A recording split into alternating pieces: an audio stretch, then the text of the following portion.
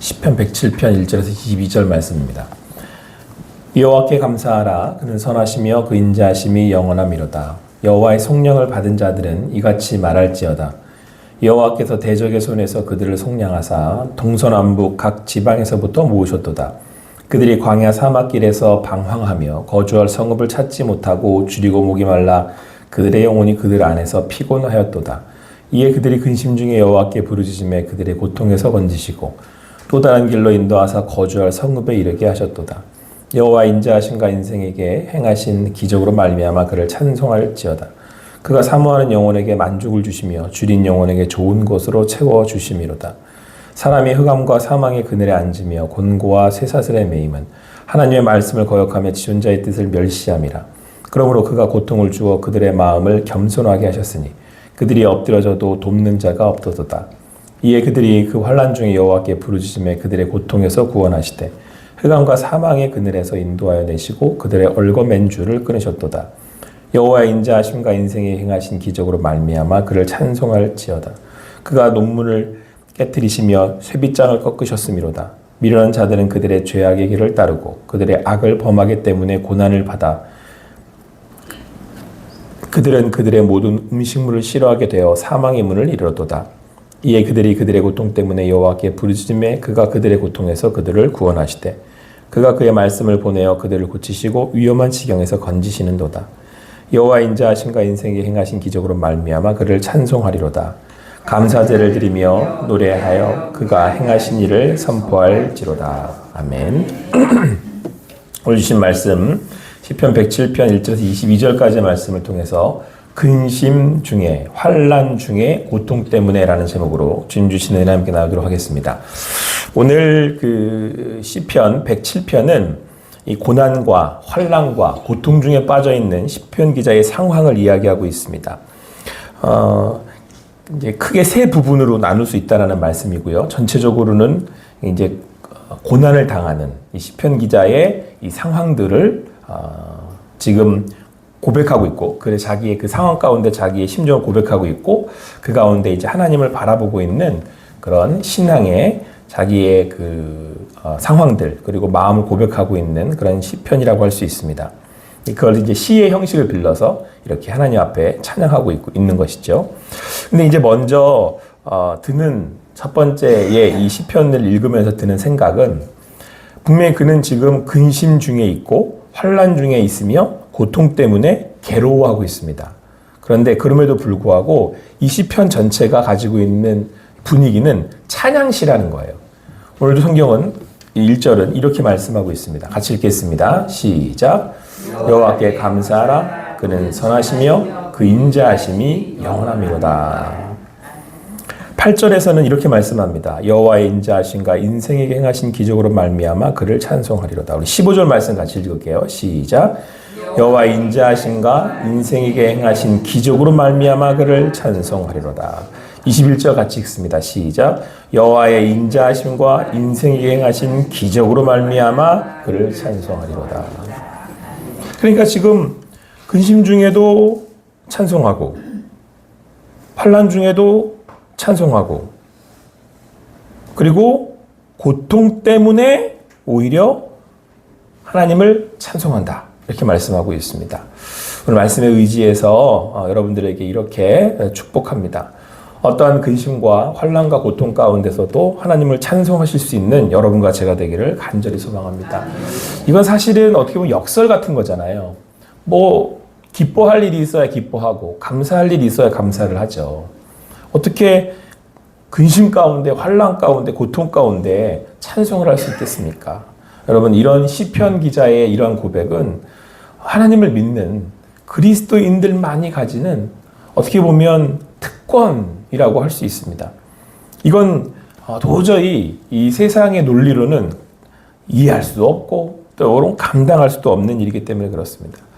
사람이라면 누구나 이 땅을 살다 보면 근심 중에 빠지기도 하고 여러 환난 중에 또 넘어지기도 하고 고통 때문에 괴로워할 때가 있습니다.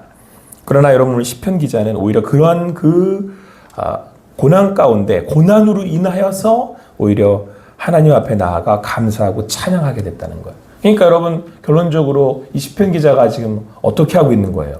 근심을 이기고 환난을 역경을 딛고 고통 가운데에도 불구하고 자기의 삶을 이겨내고 있다라고 하는 것을 알 수 있는 것이죠.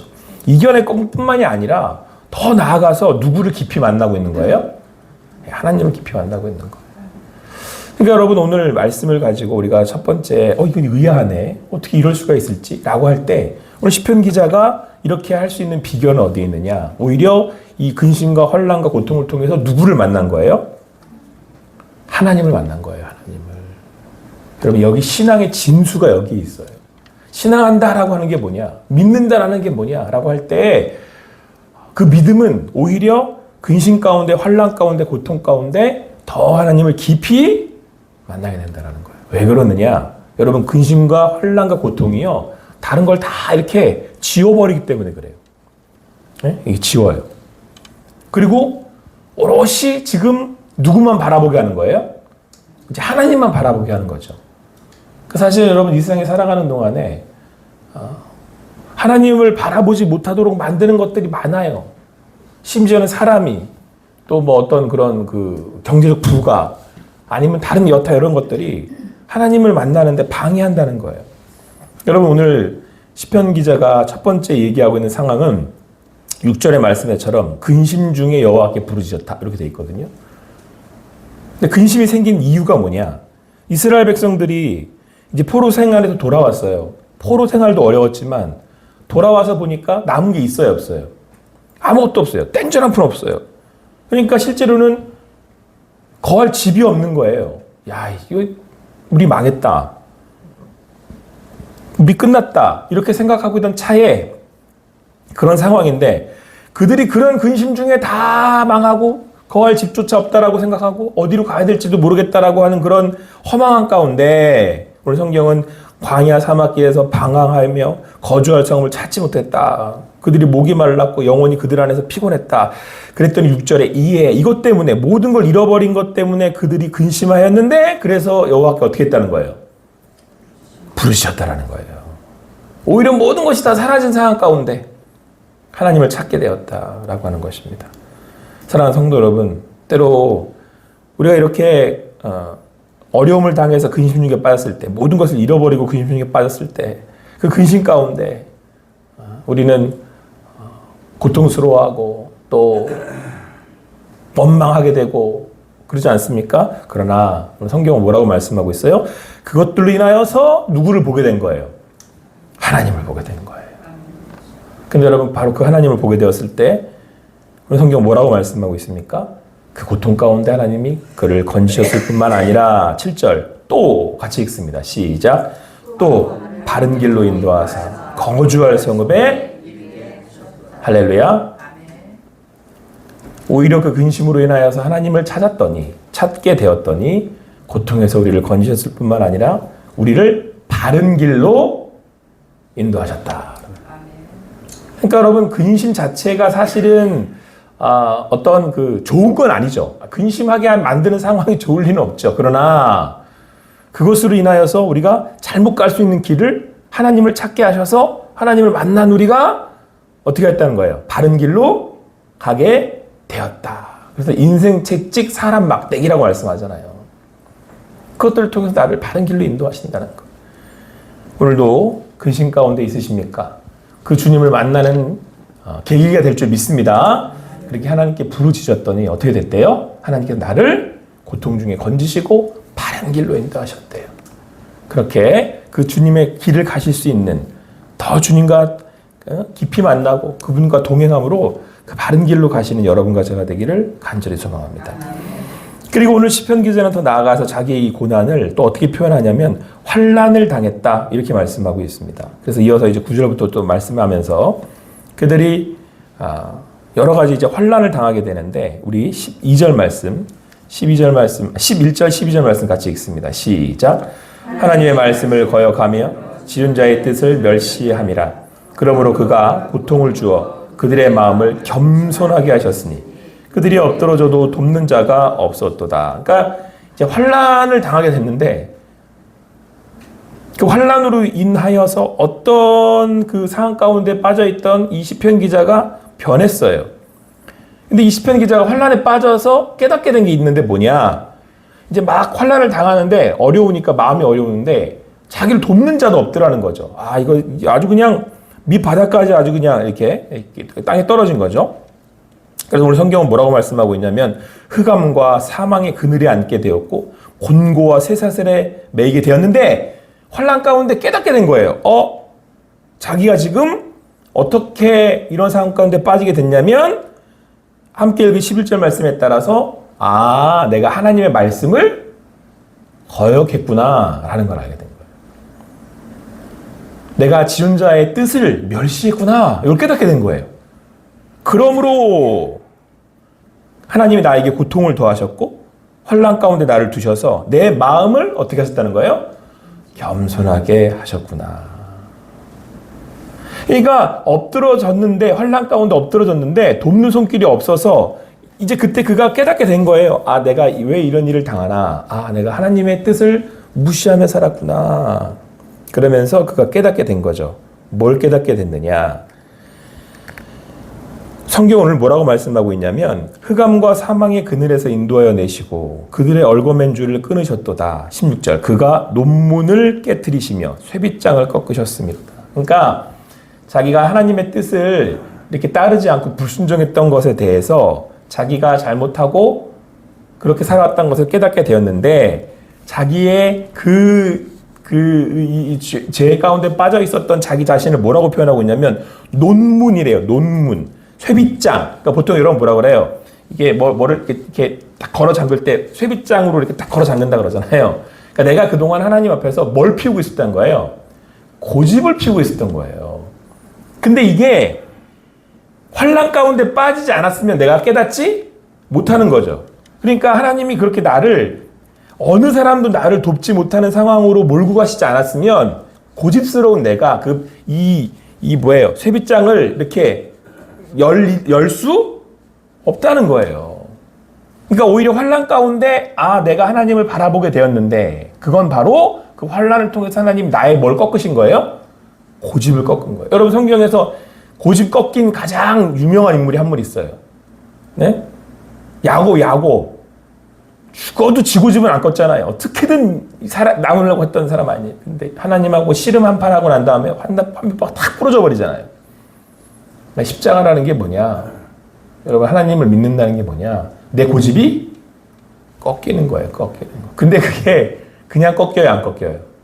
절대 안 꺾여요. 물론 수련회 가서 한바탕 눈물 흘리고 막 이렇게 회개하고 돌아오는 거 중요합니다. 그런데 여러분 그게 시작이에요.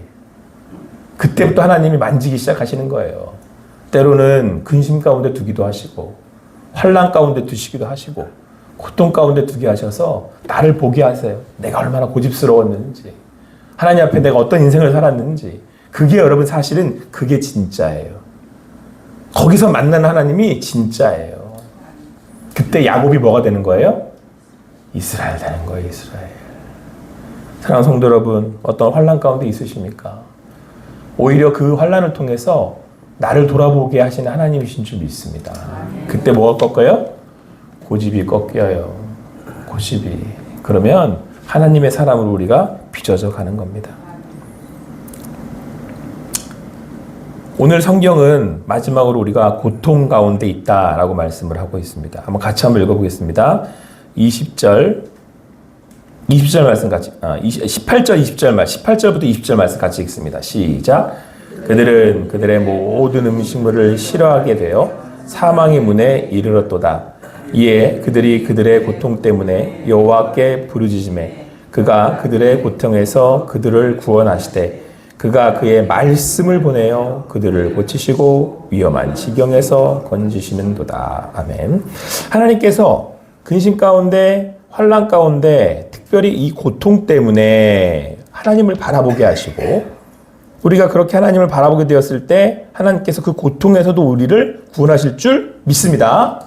여기도 고통에서 그들을 구원하신다고 되어 있잖아요. 그런데 이때 우리를 그 고통 가운데 구원하시는 비결이 뭐냐면 20절 그가 그의 말씀을 보내요 이렇게 말씀하고 있어요.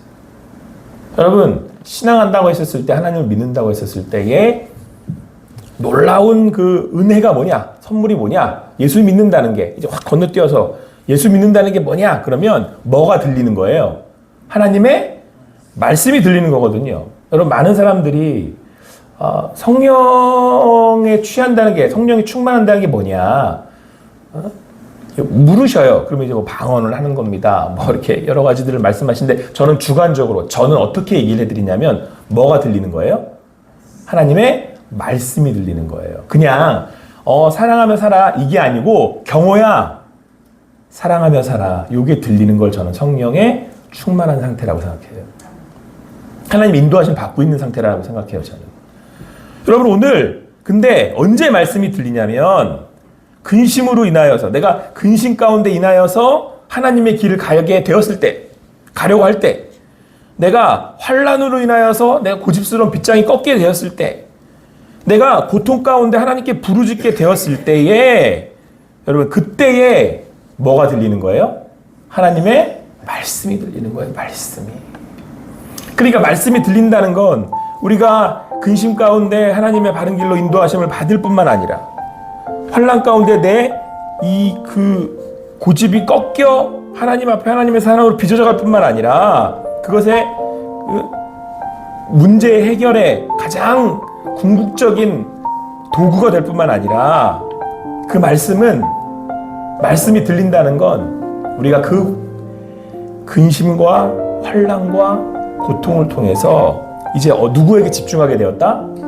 하나님께 집중하게 되었다. 할렐루야. 여러분 오늘 이 아침에 나와서 이 말씀에 아멘 하시는 여러분을 축복합니다. 여러분 진짜 신앙의 정수는 뭐냐? 잘 먹고 잘 살고 건강해지는 거 아니에요. 이 시간들을 통해서 누구의 음성을 듣게 된 거예요? 하나님의 음성. 그래서 여러분 이 역설 같은 일이 벌어지는 거예요. 보세요. 여러분 근심이잖아요. 환난이잖아요. 고통인데 오늘 성경은 뭐라고 말씀하고 있습니까? 여호와의 인자하신가 인생에게 행하신 기적으로 말미암아 그를 찬송할지어다. 감사자를 드리며 노래하며 그가 행하신 일을 선포할지어다. 그러니까 근심 가운데 환난 가운데 고통 가운데 하나님을 만나 그렇게 나를 인도하신 하나님께 감사하며 그리고 노래하며 사람들한테 선포하는 거예요. 하나님은 살아계신다고. 하나님은 나와 함께 하신다고. 그 하나님 오늘도 나를 인도하고 계신다고. 오늘 이 시편 기자의 고백이 여러분과 저의 고백이 되기를 간절히 축원합니다. 그리고 그 신앙으로 이 아침에 나와서 함께 기도하고 주님을 바라는 여러분들을 축복합니다. 아무쪼록 오늘 가는 인생의 이 자락에도 이 주신 말씀이 하나님 주시는 또 귀한 축복의 통로가 되어 그 주님과 동행하며 오늘 이 시편 기자의 이 감사와 기쁨을 가지실 수 있는 여러분과 제가 되기를 축원합니다. 기도하시겠습니다.